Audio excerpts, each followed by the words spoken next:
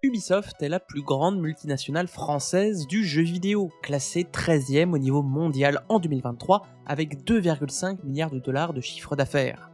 Avec plus de 20 000 employés dans une quarantaine de studios répartis dans une dizaine de pays, dont 4 000 salariés en France, elle fait partie des grands acteurs du jeu vidéo, comptant des séries aussi connues et reconnues que les 200 millions de copies écoulées d'Assassin's Creed, les 82 millions des séries Tom Clancy ou les 50 millions de la série Far Cry, sans compter les Rayman, les Prince of Persia, les Just Dance ou encore les Horizon.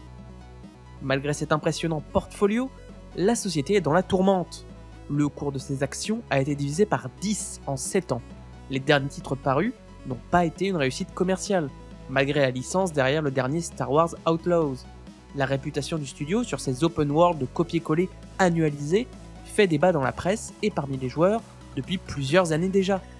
Et ces décisions de management provoquent même la colère des salariés avec des grèves en France en 2024, quelques années après des révélations sur du management toxique et du sexisme généralisé, et maintenant les rumeurs sur un potentiel rachat de la société par le chinois Tencent, détenant déjà 9,7% de l'entreprise, vont bon train. Comment tout ceci est arrivé ? C'est ce que nous allons voir dans cet épisode d'En Bref, l'émission qui résume le jeu vidéo. Ubisoft est fondé en 1986 par la famille bretonne Guillemot.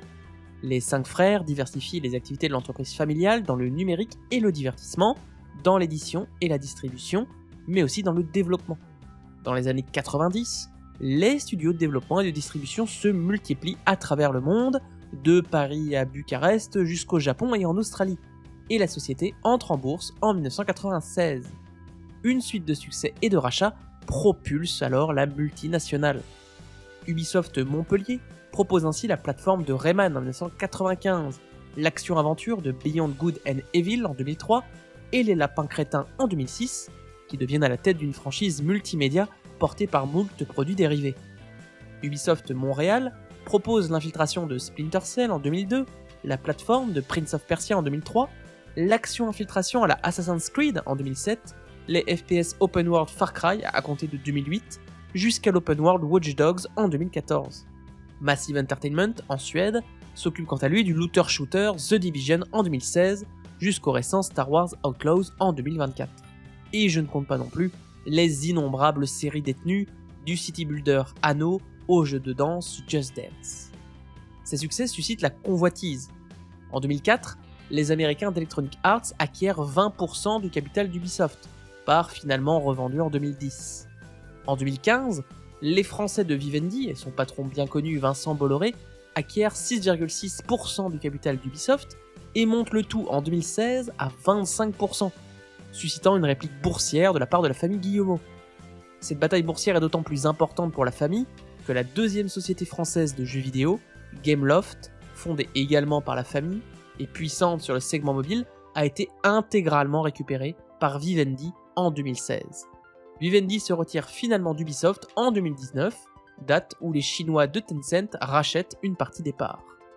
Ce conflit boursier a participé à la fragilisation boursière d'Ubisoft. Au-delà des franchises à succès et des batailles boursières, Ubisoft a malgré tout des vraies difficultés, et la difficulté majeure du studio réside dans un accueil critique et commercial de ses dernières productions, bien plus contrasté qu'auparavant. Skull and Bones d'Ubisoft Singapour, présenté comme le premier quadruple A et estimé à un coût supérieur à 200 millions de dollars pour 10 ans de développement, a été mal accueilli pour son jeu Game as a Service qui n'invente rien, et même moqué pour ses barres d'endurance par bateau. Les open world d'Ubisoft sont décrits comme se ressemblant tous, avec une nuée de bugs à la sortie, et rien que pour les dernières années, on en compte une pelletée. Watch Dogs Legion en 2020, Far Cry 6 en 2021 d'Ubisoft Toronto, Assassin's Creed Valhalla en 2020 d'Ubisoft Montréal, Assassin's Creed Mirage en 2023 d'Ubisoft Bordeaux, ou encore Avatar Frontiers of Pandora en 2023 et Star Wars Outlaws en 2024 de Massive Entertainment.